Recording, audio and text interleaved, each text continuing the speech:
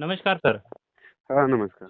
हां सर. आता म्हणजे सध्या वातावरण उघडलेलं आहे आणि चांगली थंडी देखील पडलेली आहे सर आणि आता 2026 सुरू होणार आहे. तर या 2026च्या जानेवारी महिन्यात तसेच पुढे देखील पावसाळा कसा राहील त्या संदर्भात देखील एक अंदाज पाहिजे सर शेतकऱ्यांना आपल्या. आज आहे 30 डिसेंबर 2025. हां सर. उद्या वर्षाचा लास्ट दिवस आहे. हां सर. हं. हां, आता उद्या शेवटचा दिवस आहे आणि हा आणखीन 2-3 दिवस थंडी आता राहणार. रात्रीच्या वेळा थंडीच आहे. हां सर, बरोबर. पण आता जानेवारीच्या पहिल्या आठवड्यात थोडं आभाळ येणार, ढगाळ वातावरण. जानेवारीच्या पहिल्याच आठवड्यात का? हां, 10 तारखेपर्यंत ढगाळ वातावरण राहणार आहे. हां सर. पाऊस नाही, काही नाही. उलट ढगाळ वातावरण राहिलं तर फायदा, कारण की हरभऱ्याला फुलं लागत आहेत. वेल वर्गीयसाठी चांगलं. हां सर, बरोबर. हां सर. जानेवारी महिन्यात म्हणजे काही पावसाची शक्यता नाही पण सर? नाही, नाही. हां सर. आणि जर पुढचा अंदाज जर सांगायचा म्हटलं सर पावसाळ्याचा देखील तुम्ही तर सांगितलेलं 2026ला हां सर. सरासरी इतका पाऊस पडेल ना, दरवर्षी जसा पडतोय तसा. हां सर. आणि फक्त परतीचा पाऊस मग जास्त पडणार आहे हां, सप्टेंबरमध्ये. हां सर.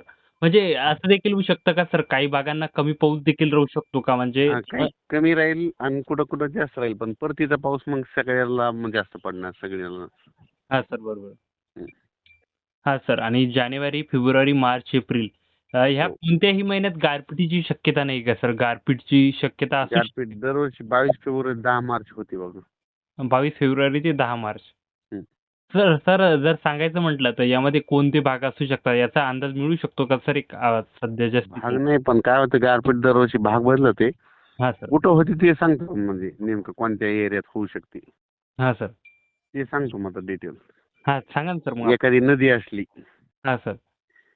गारपीट आली, ते वातावरण आलं त्या टायमाला, तर मग नदीच्या बाजूला इकडून 1 किलोमीटर आणि इकडून 1 किलोमीटर त्या पट्ट्यामध्ये हां सर.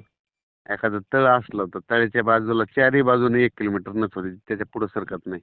हां सर, बरोबर. मग जिथून पाणी तिथून 1 किलोमीटर सगळीकडून असं गोल गोल गोल.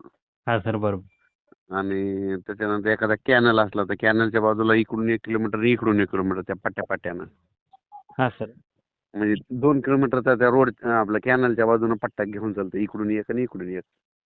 हां, बरोबर. म्हणजे असा एक गारपिटीचा म्हणजे एक प्रवास असतो समजा जर आली तर. हो. हां सर. पण तुम्ही जी एखादा डोंगर असला तर डोंगर होईल, हां सर. पण डोंगराच्या बाजूला काळी जमीन असते तिथं होणार नाही.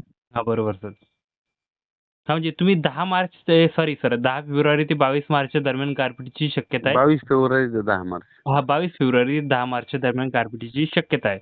आणि हं. तसेच तुम्ही सर 2026 संदर्भात देखील सांगितलं, की यावर्षी सरासरीपेक्षा कमी पाऊस म्हणजे सरासरीपेक्षा कमी पाऊस राहील.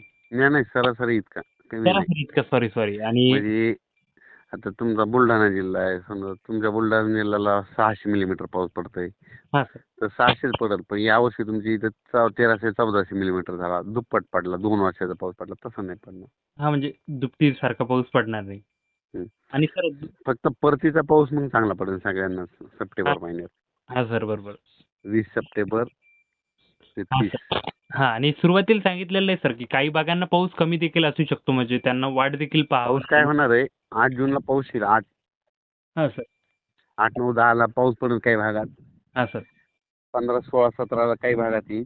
हां सर. त्याच्यात कापसाच्या लागवडी होतील थोड्याफार. हां सर. आणि 21 ते 30 जून मग सगळीकडे पडेल.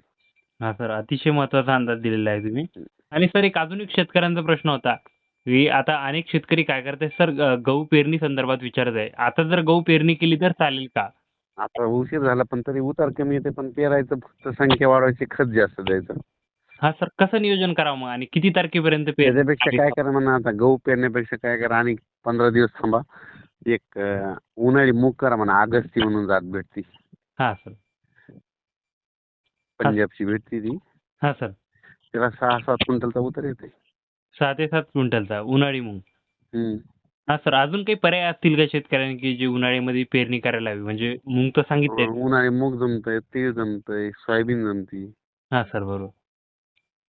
हां सर. नक्कीच म्हणजे शेतकऱ्यांनी गहू पेरायचा असला तर पेरू शकता, परंतु उतार कमी येऊ शकतो आणि दुसरं सांगितलंय सरांनी, की जास्त खत टाका आणि जास्त बी टाका.